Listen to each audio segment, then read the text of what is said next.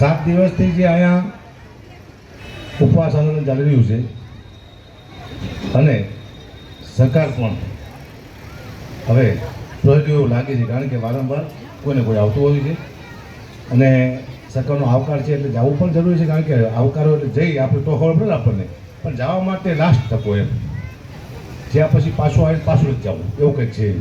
એટલે 5 જણા જે કમિટી નક્કી કરે એ આવશેની સાથે હું જવાનો છું, કારણ કે હું બહુ સાંભળીશ ખેતમાં શું છે અને જે અહીંયા બનશે એ જ ઉપાસો કરીશ મીડિયામાં.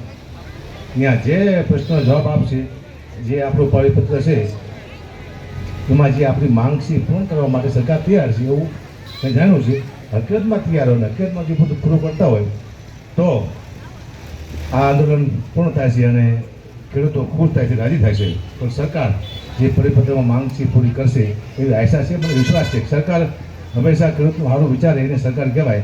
સરકાર, મને વિશ્વાસ છે કે સરકાર આ આપણું આંદોલન છે એને પૂરેપૂરો ન્યાય આપશે એવો વિશ્વાસ છે. એટલે મીડિયા થ્રુ હું એટલું કહેવા માગીશ સરકારને કે જ્યારે પણ અમે અહીંયાથી આવી ત્યારે અમારો એક છેલ્લો ધક્કો હોવો જોઈએ.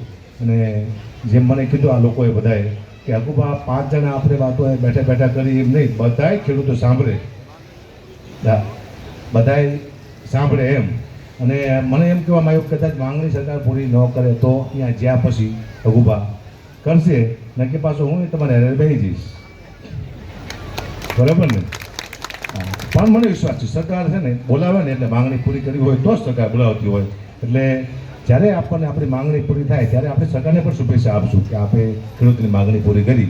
એટલે હું ચોક્કસ જ્યારે આ કમિટી નક્કી કરે જવાની ત્યારે સરકાર પાસે જઈશું અને આપણી જેટલી માંગણી છે એ માંગણી મૂકશું. આપણે પરિપત્રમાં બધું લખેલું જ છે, આમાં હવે નવી કંઈ માંગણી મૂકવાની આવતી નથી, જેમાં લખ્યું છે એટલી માંગો પૂરી કરી દેવા, આટલા પૂરી થઈ જાય. એટલે આપ સૌને ફરીવાર જય માતાજી, જય મોગલ, જય જવાન, જય જવાન, જય માતાજી.